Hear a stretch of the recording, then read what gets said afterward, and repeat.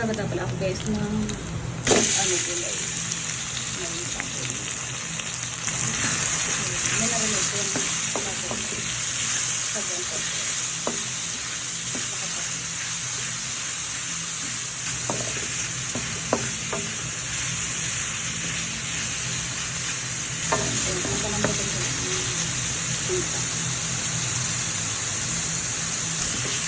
Pag medyo ano na, sabi na yung aroma sa pork, lalagyan ko ng tubig. Thank you na po dito. Lalagyan ko siya ng tubig. Then papalambutin ko siya. Tatapang ko. Yan ang iliba po ng gulay.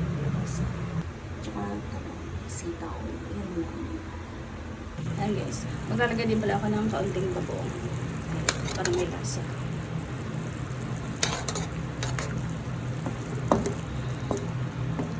So, papalambutin ko siya.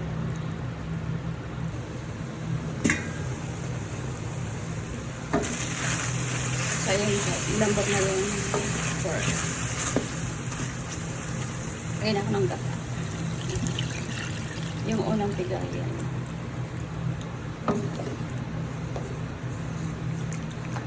Lagyan ko din ito. Dami siyang sabaw. Kasi kalabasa naman siya eh. So, ayan. Ayan, papakulain ko lang po yan. Malalagay din po ako ng patis. Ayan, 2 tablespoon. So, ayan pa kamamulo na malalagay ko ng kalabasa.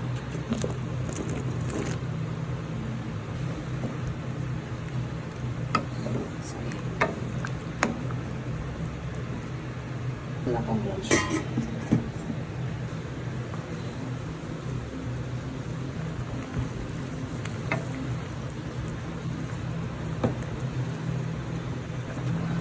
Isasabay ko lang guys yung ay sunod ko na yung sitaw at saka talong.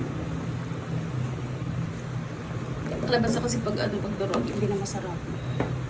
So ayan. Parang siyang pakipit na may gata.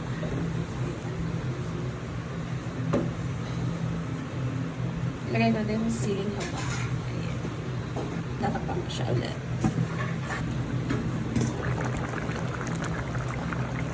So, ayun na guys. Plato na siya.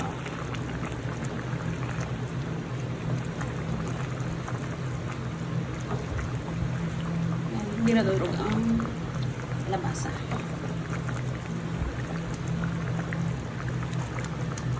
So, ayan. Gulay na kalabasa. Lutong gulay.